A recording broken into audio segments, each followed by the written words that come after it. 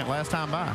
Well, we can tell you the driver leading the most laps has won 5 of the last 6 races here, and Joey has clinched the most laps, the 5 bonus points that go with that. We've had a total of 7 different leaders, 9 lead changes, but that 1.2-second gap has sort of settled down now the last couple of laps. So we'll have to wait and see. That we got one more round of pit stops, and let's put you guys on the spot. If you're Kyle, what are you asking your crew chief to give you? Well, it sounds like that he's still just a little bit on the tight side. We've seen him move up the racetrack, trying to basically free the car up a little bit up here, not having to turn the wheel as much. So they'll probably make a little bit of an air pressure adjustment or possibly a wedge adjustment to see if they can help him catch that 20 car. And if you're the crew chief, what are you going to do? Well, I'm going to do whatever the driver wants. I mean, that's the thing. You got to give him what he needs to be able to beat this 20 car. Oh, no. Kevin Harvick is slowing in the backstretch and now pulled down below the line. So a trouble for the 33. And, boy, Kevin. Going to the truck, Ernie. Yeah, he's got it out of gear. He's in neutral, like something's wrong with the engine, drivetrain, something. Second on the all-time win list with 34. A 2-time series champion. But he's never won here at California, despite being second 3 times, including this very event last year. Dave, what are you hearing? Yep, I just walked by the crew. Bruce Cook, the car chief, just looked at me and mouthed the word motor. Something you never want to see or hear in a race car. He was running 5th, guys, when it let go. Yeah, but boy, I tell you, that's hard to take. You know, you're running good, had a good Daytona. Well, and he still hasn't made the decision whether or not he was going to run the full season. He said basically it was going to come down to, were we having fun? I don't think he's having fun right now. I think he had fun up until that time, though. He had a pretty good car. He did. He did. Well, let's reset what's going on now, because you can see Joey Logano has lengthened his lead. There's the margin from high above our position. 1.4 seconds the difference. Brad Keselowski's 6.7 seconds behind in 3rd. Then Greg Biffle has now moved up. He's 4th, and Brian Scott takes over that 5th position. There they are as the laps are winding down. 32 to go. We've already got still 22 cars on the lead lap. At this point last year there was 14.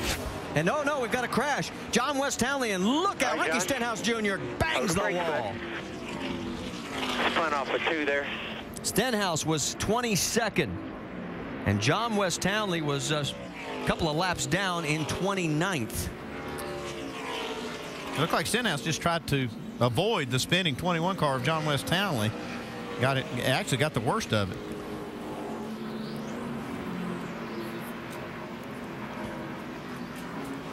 We're getting a report from NASCAR officials that they were hearing on the radios that there was oil in turns 1 and 2. So that may have been a big factor in all this, as the window net down on the 6 car. He's going to need a record to get that car back to the garage. And Ricky climbs out. So a tough break for Ricky. And guess what? He would have been the lucky dog. Not so lucky right now. No. He qualified 26th. Guys, we're done. Go to the garage. He's getting out. It looks pretty bad. It is, fellas. Hate to tell you. So our 3rd caution here with 30 laps remaining, and this will inevitably set up the money stop. And boy, the race off pit road is going to be pretty interesting, because if you got to get out in front of the 2 Gibbs cars if you're going to have a shot at this. And you see right here the 21 car coming in with flat tires. He's pitting with the pit road closed just to get those tires off. All right, let's go back and take another look at it. Yeah, you can see he's right coming there. out of turn 2. Yeah, he just all by himself, just spun off of turn 2.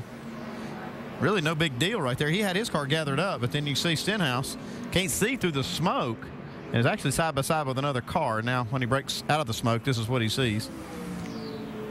And that's right. A little bit of inexperience there. Most of the time, a car spins coming off the corner, it's going to stay down, especially when the racetrack flattens out like that. So Ricky came off side by side with another car. If he just stays up on the racetrack, he's going to be fine there. But all of that smoke, that's easy to sit here and say, wow, should have missed that. But you can see as he came out of the smoke. I'm not sure there was some contact with Stenhouse in the other car he was side by side with. Remember, Kevin Harvick had a blown engine, and we just had a report of the oil up in 1 and 2. Yeah, but that's up pretty high off of turn 2. Yeah, see, Harvick was in the garage for a few laps before that caution came out. Yeah. Here come the leaders. All right, we're going to find out if anybody can make the right adjustment. And Vince, we're going to send it your way first. Well, the 27 of Greg Biffle has been pretty good all day long as they remind him to watch his speed as he enters pit lane, because there have been plenty of speeding violations today. They're going to just put a little bit more air in it on the right side for Greg Biffle. He likes the car, said it's been pretty good, and they need to keep it that way to the finish. Doc? Kyle Busch told Jason Ratcliffe, we are just a tick tight, so they make an adjustment on the right rear, slight air pressure, 4 tires, and they hope this little adjustment is enough. Dave. For race leader Logano, they'll do it with air. They were thinking about a wedge adjustment to make the car freer at the end of the run, but they needed a great stop, according to crew chief Kevin Kidd. This way, the adjustment's already done when they put the tires on the car, and that helps win them the race off pit road. And you can see our nationwide insurance race with Logano and Kyle Busch coming right back out in first and second. Biffle picks up 1 spot. Vickers picks up 3. A great stop for them, but Keselowski, the big loser, he drops 5. The race to the finish. We're getting close to the end with 29 to go.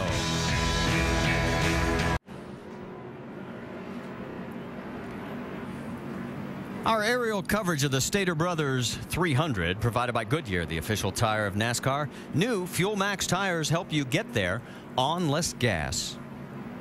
Under our third caution, total of 12 laps under caution, and we have caught up with Kevin Harvick. Vince?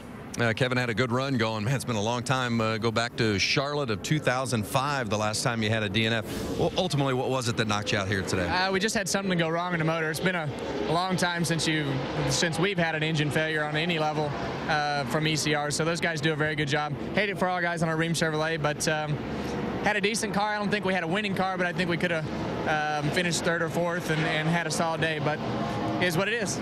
You had some good battles out there from what you've seen. Anybody out there that can give this 20 a run?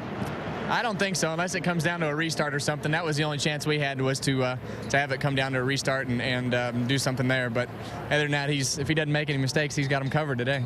Kevin Harvick still managing a smile despite the disappointment, Marty. All right, thanks, Vince. Tough break for Kevin. And we mentioned right before the break, the 22 of Brad Keselowski lost 5 spots. Let's show you what happened on the pit stop. Yeah, he'd worked his way up in the top 5, and they make this stop. You can see just getting into it a little too hot, slides over the line. But he does a good job of getting the car back in the pit stall. There's 20 cars on the lead lap, 21 cars on the lead lap. He gets out 9th. He could have lost a lot more than he did. So I have to actually give him and the crew some credit for minimizing the damage that this caused. The point I'm looking at is the official never signaled that he was over the line. He may not have been. Yeah, but they can't forced to take back a up. chance right there. If you start working on that car over that line, it is a 1-lap penalty. So all right, take that chance. 5 waiver rounds. Nemechek, McClure, Kenny Wallace, Jason Keller, and Tony Rames. This is pretty much go time, man. You've been the best car all day, and I have full confidence that you're going to go out here and wear their ass out. That's a big 10 for it. That's the radio for Joey Logano, and he will start on the inside on this restart. Kyle Busch right alongside. Biffle 3rd. Mike Wallace up to 4th. Vickers 5th.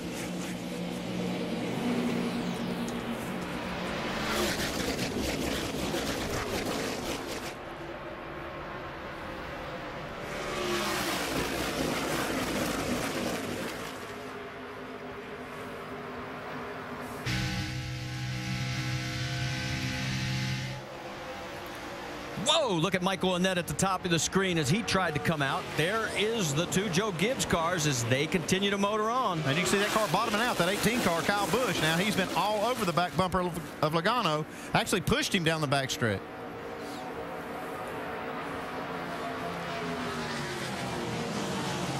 Yeah, he's getting down the straightaway. It's not better than I am.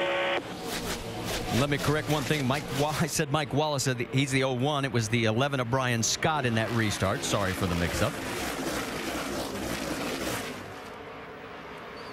That radio, of course, was Kyle. And there you can see right down that back straightaway. It is basically a 2-car race for the race lead, but boy, there's still a lot of positions up for grab. Yeah, a lot of racing to go here, and you see Kyle Busch doing everything he can possibly do to keep up with Joey Logano, but looks like Joey's car is just a fraction better today. And look at Keselowski trying to come back from his situation on the slow pit stop. He's now up to 5th.